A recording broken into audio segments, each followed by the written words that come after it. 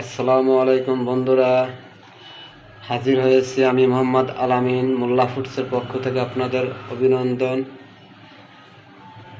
তো আজকে আমরা রান্না করব সাগরের রিঠা মাছ। এখানে সব কিছু গোছানো হয়েছে। এই যে মাছটা আগে সিদ্ধ করে চামড়া ছিলানো হয়েছে। এই যে এর চামড়া দিয়ে একটু গন্ধ আসে, যার কারণে আগে সিদ্ধ করে চামড়াটা ফেলাই দেওয়া হয়েছে। আর সাথে আছে এটাকে বলে সাগরের মরমা মাছ, আমাদের বরিশালের ভাষায় বলে মরমা মাছ। এইটা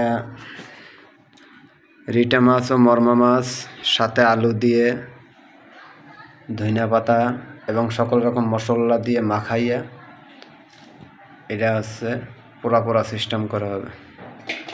তো আমরা কড়াইতে দিয়ে নিলাম সর্বপ্রথমে আলু,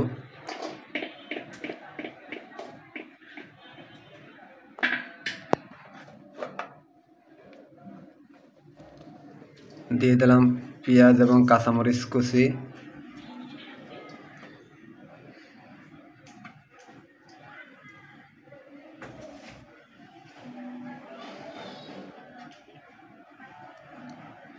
আদা বাটা,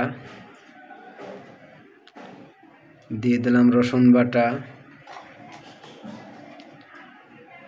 দিয়ে দিলাম জিরা বাটা,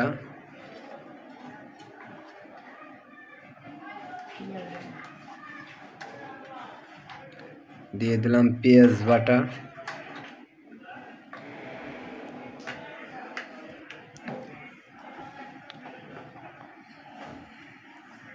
পরিমাণ মতন হলুদ দিয়ে নিলাম,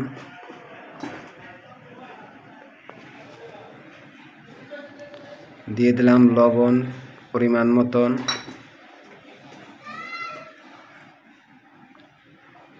এরপরে স্বাদ অনুযায়ী গুঁড়া মরিচ,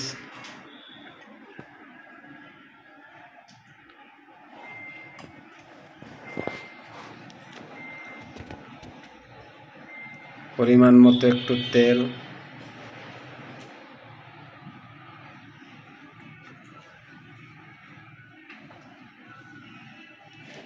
এখন এটা হাত দিয়ে ভালোভাবে মাখিয়ে নেব।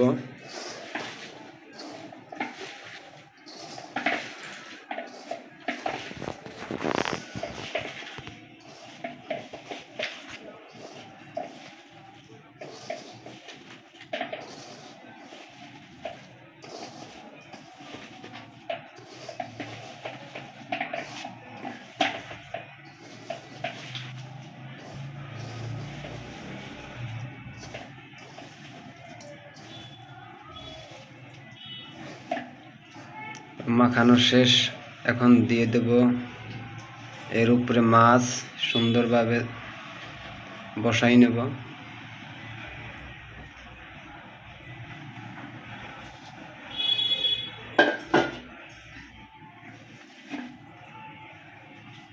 মাছগুলো আলু দিয়ে ঢেকে দেব।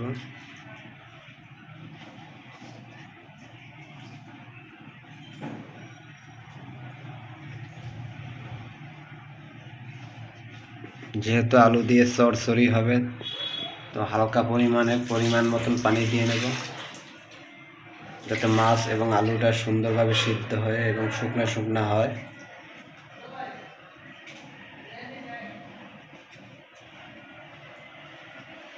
এর উপরে দিয়ে দিলাম ধনিয়া পাতা কুচানো,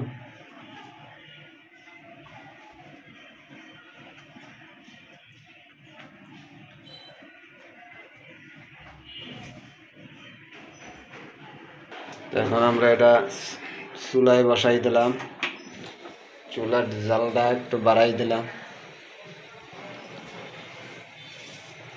তো এভাবে জাল হতে থাকবে 20 থেকে 25 মিনিট।